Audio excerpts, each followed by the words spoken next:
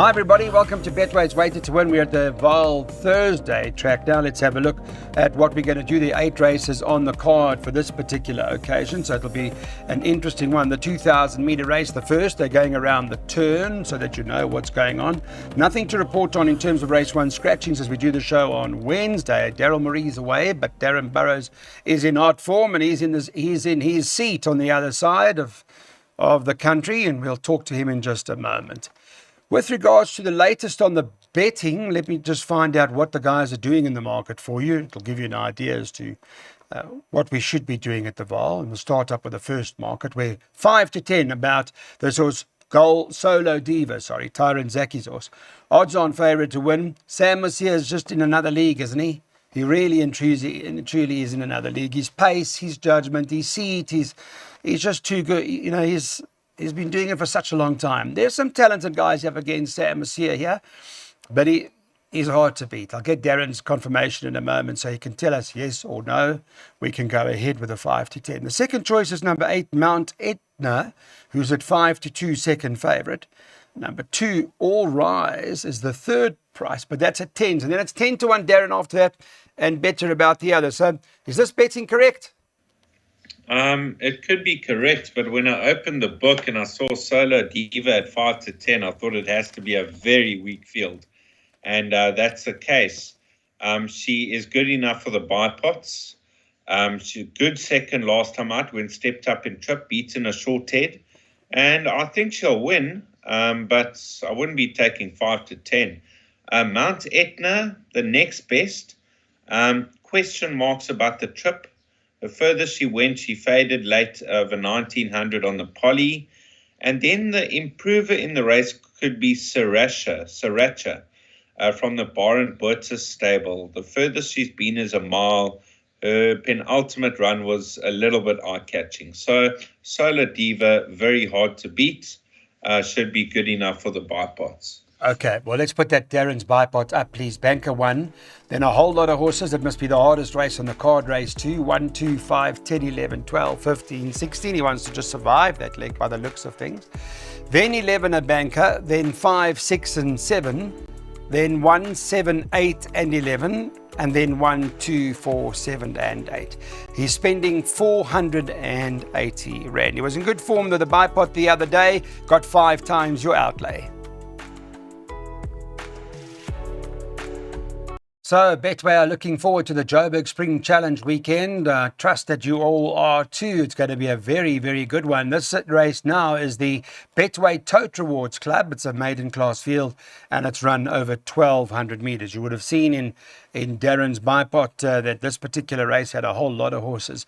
Note the 2 reserve runners, 17 and 18. You'll make a note closer to race time as to what goes on there. So it's a full fielded lineup, but there's a 1,200 metre up the straight. And I noticed with regards to the false rail configuration is that the extreme outside is on 0. So please note that.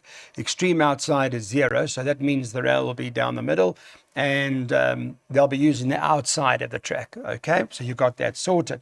With regards to the market in this race, second race, let's see what the guys are doing. 9 to 2 the field, so I can't blame Darren because it appears anything is possible. 12 Peak Predator 9 to 2. Number 6 Champipi's trading around that price, around 5 to 1. Number 2 Wallet Garden. I see Wesley Mowings now got the right. Joe Somers put Wesley on at 6 to 1. The next one, number 10, Let's Play Poker, as he first time, is trading at 13 to 2. And number 11, Office in Command from Mike de Kock, another baby there, who's trading at 15 to 2. And then you can get something like 10, 12 to 1 and better about the others. Sure, Mr. Burrows, I don't know what to say. I know you got a whole lot of horses, but this is a bit of a nightmare, isn't it? Yes, it is, Clyde. Let's touch on the raced horses with chances. Now, Peak Predator ran 4th in a 7-horse field, beaten by Duke of Rock, who ran unplaced in his next start. It was a very shallow field, and he's your current favourite. Now, you've got a horse like Marquez. I think he's a full brother to William Robertson. He's been rested since January. But when he made his debut against Kian the Conqueror, they actually said he's a lovely horse, in other words. And he is returning after a 10-month layoff. I would include him. Champimpy. Now, Her best form came over 1160 on debut. 1400, she pulled too hard. The drop back and trip up the straight, I think she'll be competitive. Then you have first timers. Number 2, a Flower Alley first timer, Joe Soma, shorten in the betting. Captain of My Fate, number 5, a Master of My Fate out of Romantic Moon, lovely pedigree. The Michael Azzi runner, Let's Play Poker, give me the green light out of a trippy mare, lovely pedigree. Number 11, Officer in Command, a Flower Alley out of a vaal mare for Mike de Kock, also lovely pedigree. And one more to touch on, the Tarry runner with Calvin Habib, number 15, a Path Fork out of a Fort Wood mare. There's some speed in the sire side. So we're going to have to follow the market closely to race time. I'm sure one or two of these first timers are going to shorten in the betting. Yeah, okay. Well, we'll have to follow that very, very closely. But right now, an absolute nightmare of a race. To be honest, you can just close your eyes, pick a couple of numbers, and maybe that's the way. I'm not sure, but not easy. Lots of unknown in the race. In the place accumulator, Darren's not taking chances again. He's gone 1, 2, 5, 10, 11, 12, 15, and 16. By banker 11, by 5 and 6, by 1, 7, 8, and 11, by 1, 2, 4, 7, and 8, by banker 1, and then banker 3.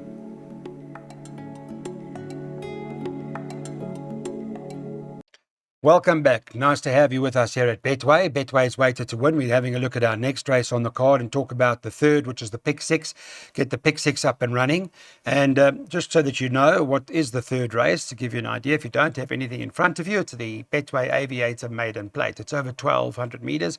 Full field, well, just about. There are 14 of them that are going to line up in a race like this. Now, what does the market look like early? Michael de Kock's got that horse on the card, Jockey with Love, and that's priced up at 8 to 10. It's odds on. It's odds on to win it. We'll get Darren's view if that's good enough. 10 Flying Diamond. Tony Peters in there at 7 to 1, but the market's got this favourite. I wouldn't say completely skewed, but it's all in its favour. Number 14, Alec Laird's got a first time. I don't know anything about it. Reunion Hotspot, who's at 8 to 1. And then there's another first timer for the Michael de Kock stable. They're starting to step them out now. The season, as you know, has come and, well, it's certainly standing up, and the 9 Cat O'Clock is the first time we're referring to, who's trading at 10 to 1. So, and then it's 14 to 1, horse like Someday Maybe, and all those sorts of horses. So, Darren, this first time, let's talk about it, get some sort of idea as to what you know or what you think. It's only had a couple of starts. I see the winners haven't come from that last start to Count Des Dancer. Perhaps maybe I'm overlooking, looking too much into it. Maybe just ignore it and don't take notice of it. But the form line as of yet hasn't held up. Yes, Todd. Yeah, it's got to be a bit of a concern. But you know what? I thought that was a bit of a below par performance. She has been rested. She was 7 to 10 that day, and she just couldn't get the job done. Her debut was good over the 1,200 meters. It was a juvenile plate against winners. I thought that was a very good effort on debut. Her second start, the 1450, moved up. Maybe didn't see it out early in her career. And she's coming back after a bit of a break. 1,200 meters and this race. I mean, if you look at the other racehorses in the race, there's nothing to write home about. They're all struggling maidens. So I thought the best bet on the card, Go Sec with Love. And I thought the danger could come from the first time, a Cat O'Clock. That's the only one that interests me on pedigree, a Rafif out of Penthouse Mouse. But that is the stable companion. Okay, so then perhaps the market has got it correct with this 8 to 10 shot running here. Go Sec with Love. 11, a banker for Darren. He likes it, despite the form not that great, but he's saying good enough to win here by 3, 5, 6, 7, 9, by 1, 3, 5, 7, 8, and 11, by 1, 2, 4, 6, 7, 8. Then in the second last leg of the pick 6, a boat race, 1 and 2. The last leg, we don't want to take any chances. If we are running, we want to back up with all of 2, 3, 5, 6, 7, 8, 9, 12, and 14.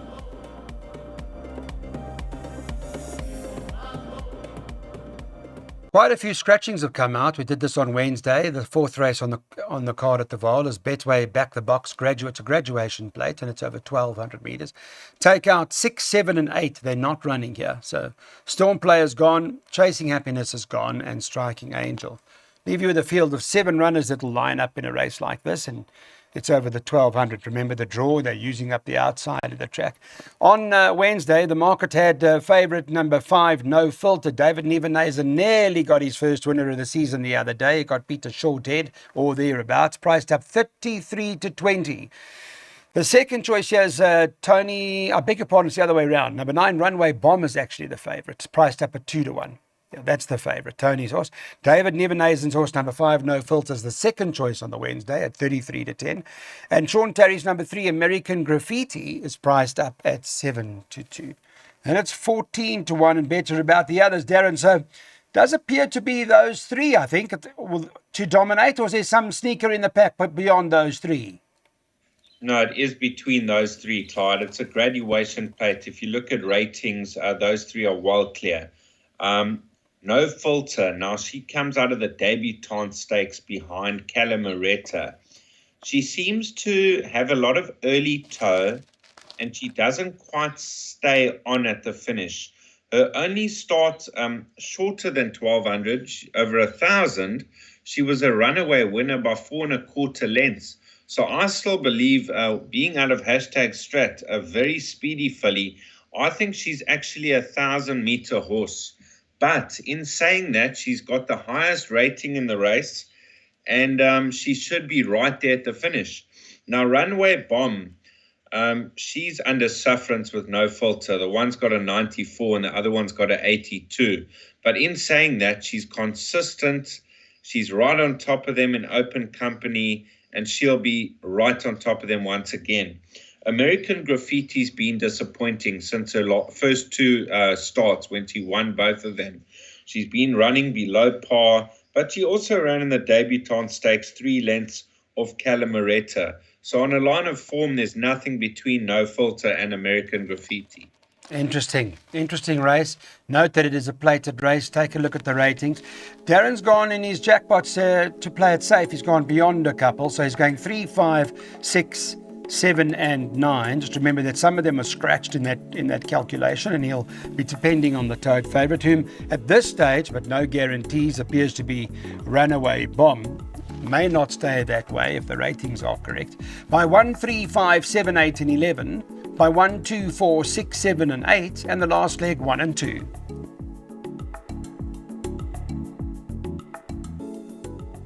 Let's get on to race 5. Now, this is a handicap at the 72 level. They run them over 1,400 metres. Wednesday, they scratched number 5. Here is the Tigers not running. Social media is on your screen. X, Weighted to Win. That's where we are if you want to get some of our information. And, of course, we've also got WhatsApp. Just send your name and email address to that number, and they'll add you to the list. There's the QR code. Take your phone. Take your phone. Snap away at the code. There we go. Straight into Betway. There you go on the photograph. Takes you to open your account. Do it if you haven't already done it. There are lots of specials that they're offering. So that leaves you, Darren, with 15 runners in the race. Let me just take a look at what the market looks like for us. This was on the Wednesday. See what were they doing or what were they thinking going into the race. It's 33 to 10 about Roy Magna's horse, number 6, Dungeons. Obviously, we'll be hoping Roy Magna does come to form. How's he been? Let me just have a look at Roy Magna this season. Look at his statistics. He's had 3 winners already this season.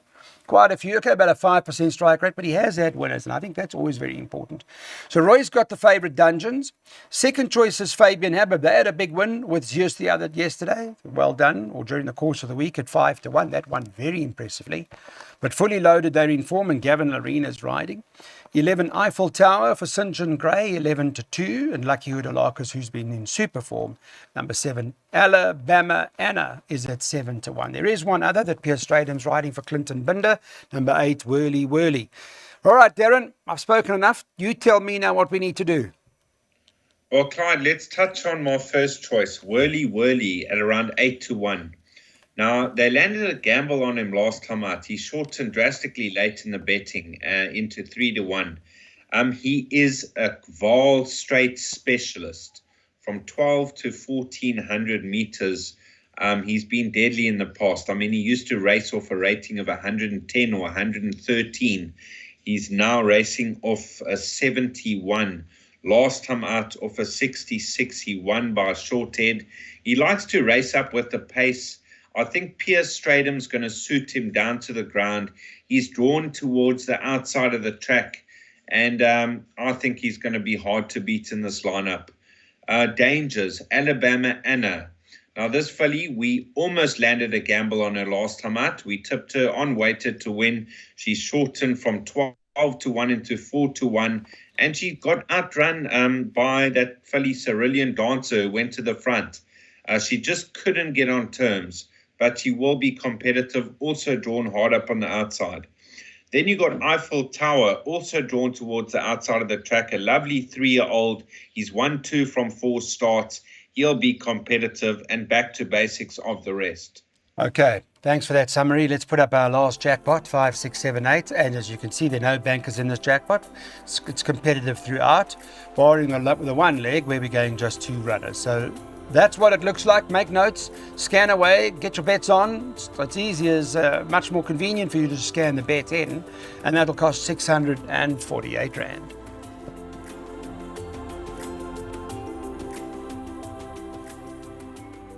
Well, you know by now, one of the big advantages of being with Betway is that they pay your tax for you when you have a horse racing win. So that 6% that would normally be deducted from your win, they do that for you. So it's 100% collection. So this is a handicap fillies and mares. We're going over the 2,400 meters. Pace is going to be quite important here. There are 10 of them that will go to the gate, and it's at that level of 80 or thereabouts. So these horses have seen each other quite a few times. They kind of know how this all works. And sometimes they can get some inconsistent results out of a race like this. But Darren's our man. He's our expert. He'll give us a bit of an insight to it. But the market's suggesting that it's 4 to 1 the whole field. So, well, from the top, number 1, Special Charm. You leave Paul Matchett out at your own peril. He's priced up 4 to 1 here. Barenboert's got Burmese Tiara, priced up 4 to 1. They joint. Heather Adamson's got a horse in here called Princess Kesh, 9 to 2. And Lucille Kruger's got number 8, Ideal Future, who's marked up at around 5 to 1. There is one other in the single whom I can give you is Angel's Wish. That's for Wai Shong Mawing and Calvin Habib, and they priced up at 11 to 2. It's 10 to 1 and better about the others. So what's the Shruti? Can we find the Shruti in the 2,400? Not really, Clyde. I thought many runners have a chance here. Now let's touch on a horse like Angel's Wish.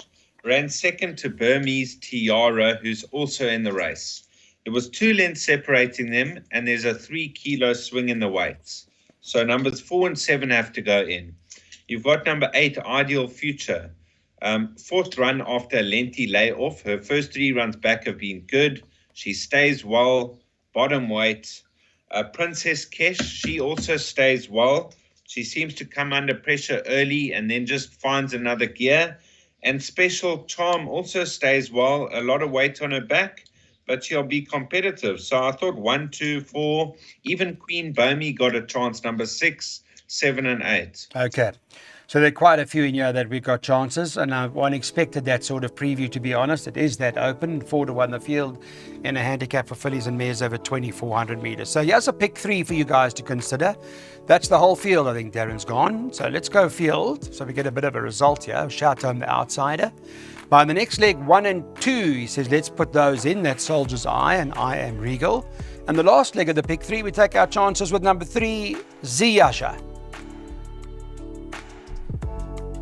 Here's the Betway Money Back Boost. Handicap, fillies and mares. It's at the 81 and it's over 1,800 meters. 10 of them that'll go to the gate. We're doing this, remember, on the Wednesday. So, well, Soldier's Eye, I think, was the horse that Darren was on about a little while ago. We'll talk about that in a minute. What has the market got Soldier's Eye priced up? It's priced up at 9 to 2 at the moment. So, yeah, that there may be worth nibbling at. I'll ask Darren in a minute. The one I Am Regal, though, is the favourite at 3 to 1. That's for Paul Matchett and Siando Sasibo. They top the boards. Then you get Soldier's Eye. Then the Philip Labuschagne stable's got that horse Lady Calavera at 5 to 1. Number 5, Quite Rebellion, is priced up at 5 to 1. 11 to 2 about number 4, Namakwa Blossom, who's going currently at 11 to 2, yeah, thereabouts. And 10 to 1 about number 8, Explosive Bond, who's currently priced up at 10 to 1. So you said, so am I right in saying, Darren, you said Soldier's Eye, that's the one perhaps we should focus on, right? Clyde, did you say 9 to 2? Yes. I Yes. can't believe it. I thought she was a 15 to 10 shot in this type of company. Um, she's run off Mrs. Geriatrics in the Golden Slipper, in the Taquini Stakes behind Bavarian Beauty. She also ran in the Devonair. She's beaten Key Element over a mile. Last time out, first run in open company, first run in a handicap, and was touched off by Sea Goddess. She made good late progress and just couldn't get up on the line. When I look at the opposition she's taking on in this lineup, I thought even with the 60 kilos, if given a patient ride, I thought very, very hard to beat. The favorite, I Am Regal. Let's see how she goes up in trip. I'm not sure if she'll stay, but she's in good form. So Soldier's Eye 9 to 2, I would grab it. Okay, well, there we go. There's a good value to be had, according to Darren, about number 1, Soldier's Eye. When we did the show on Wednesday, it was trading at 9 to 2, but that clearly is not going to last, so pay attention.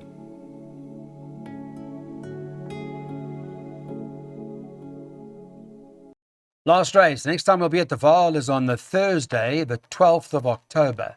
This is a handicap at the 80. It's over 1,000 meters. Number 2 has come out to the field of 13 runners that line up in this event. They'll jump up the extreme outside of the track, and the latest on the market here, to give you an idea, is that number 8, Brosnan, is favourite, and it's priced up at 4 to 1, but open race. 3, Ziyasha. I know Darren likes that. That's Sianda Sisibo's ride, 6 to 1 for Clinton Binder. Drawn on the other side, so we may have to just question that a little bit.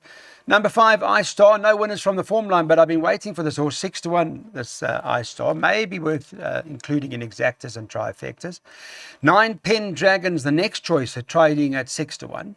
There are a few more. 4, Happy Analia is at 7s, and then you can get double figures about the others. I think it's 14 to 1 and better about the others. Robin Claessen's got daring acting here, and she, I must say, that stable is another that has been in really good form. So, open race, I guess, but Ziyasha's favourite, well, not favourite, second favourite at 6 to 1. Got Brosnan as the horse to beat according to the market, Darren. I guess, I don't know if the draw's going to play a role here. What do you think? Yeah, Clyde, it's got to be a bit of a concern, but I still think Ziyasha's the right horse in the race. It did look like a tricky race. I mean, the pick 6, I did go wide just to be safe, but if I had to have an each way bet, it would be Ziyasha. Now, last time out behind Tuscan Gold, he ran off a straight course late, costing him the race. He just shifted in under pressure, and he would have held the lead. That was with Richard Fourie in the saddle. Now he's got a claimer of 1.5 kilos, and he's an up-and-coming 3-year-old. 1,000 meters suited to his post-maiden run was actually good. He got beat a length by Dan Dolo and Quandary. I thought that was a much stronger race. So Ziyasha, in or out, 7 to 1, I would have a nibble. Okay. Thanks for that, Ziyasha. Darren quite bullish about that. Number 3 on the card. Let's see, because there is a decent price to be had at the moment about Ziyasha, 6, 7 to 1. The last race on this Vaal card. I trust it was a good one. Thank you, everybody. We're looking forward to the big weekend. I've obviously been in Port Elizabeth on Friday, but there's a double header on Saturday with super features coming up, and we'll be covering those, both Darren Burrows and myself. Thank you. Have a good one.